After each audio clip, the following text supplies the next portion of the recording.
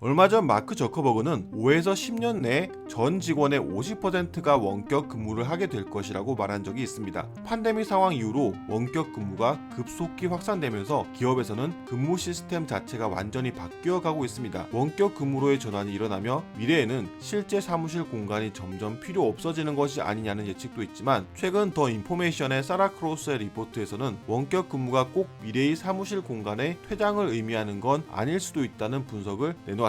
최근 트위터 CEO에서 물러난 잭 도시가 설립한 스퀘어에서 사명을 변경한 핀테크 기업 블록은 2020년 초에 원격 근무를 허용한 최초 유명 기술 기업 중 하나입니다. 이 기업에서 올해 2분기에 실시한 내부 설문조사에 따르면 대다수의 직원이 일주일에 최소 하루는 사무실에서 일하고 싶어 한다고 합니다. 그 이유로는 대면 회의나 경력 개발 기회 및 사회적 상호작용을 위한 장소를 위해서라고 합니다. 이 설문조사를 한 블록은 아직 모든 사무실을 다 열진 않았고, 직원들이 사무실로 돌아올 때까지 기존 공간을 유지하되 직원들의 필요에 따라 새로운 공간을 추가할 것이라고 밝혔습니다. 팬데믹 이전에 비해 개별 업무 공간보단 회의에 더 중점을 둘 것이라고 합니다. 잭 도시가 과거 CEO였던 트위터에서는 직원의 5%만이 사무실에서 풀타임 근무를 할 것이라는 조사가 있었음에도 불구하고 새로운 사무실 공간을 추가하고 있습니다. 내년 초부터 캘리포니아 오클랜드 시내 6만 제곱피트의 새로운 공간을 임대했다고 밝혔습니다. 사무실 근무를 원하는 이유에는 여러 가지가 있는데, 집에 업무를 위한 공간이 부족하거나 여러 명의 룸메이트가 있거나 육아로 인한 경우도 있고, 오프라인 사무실에서 경험하는 대인 관계를 원하는 경우도 있다고 합니다. 그 외에 사무실에서 제공되는 음식 같은 혜택을 이유로 들기도 합니다. 포스케어에서 미국의 1300만 명 이상의 핸드폰 이동 데이터를 분석한 결과 재택근무에 대한 의지가 세대별로 차이가 있는 것으로 나타났습니다. 25세에서 44세의 근로자들이 사무실에 더 자주 가는 것으로 나타났는데, 25세에서 34세 사이 근로자의 사무실 출근은 6개월 동안 안정적이었고, 35세에서 44세 사이의 근로자들은 사무실 출근이 점차 감소했으며 45세에서 65세 근로자의 경우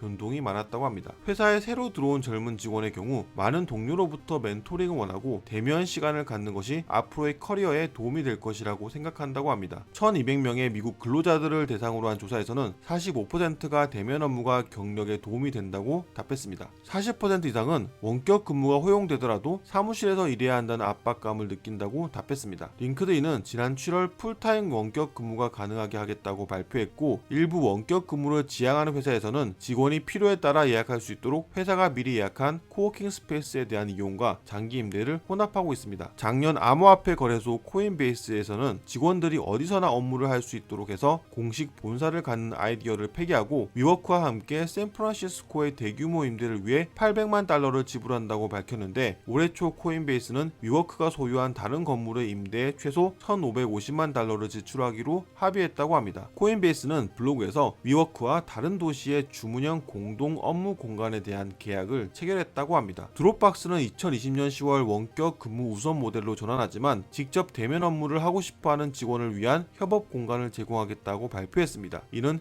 기존 사무실의 개별 업무 공간을 더 많은 협업 및 회의 공간으로 대체하는 것을 의미한다고 합니다. 팬데믹 이전에는 드롭박스 직원의 3%만이 풀타임 원격으로 일했었는데, 현재는 16곳의 개인 공간과 코워킹 시설을 혼합한 드롭박스 스튜디오를 운영하고 있으며 그 수는 늘어날 것이라고 합니다. 이처럼 많은 기업들에서 원격 근무 시스템을 도입하고 있음에도 불구하고 직원들의 수요에 따른 협업 회의 등의 다른 용도로서의 사무실 공간 활용 역시 늘어나고 있는 것으로 보입니다. 다음에도 흥미로운 이야기로 찾아오겠습니다. 다큐리어스였습니다.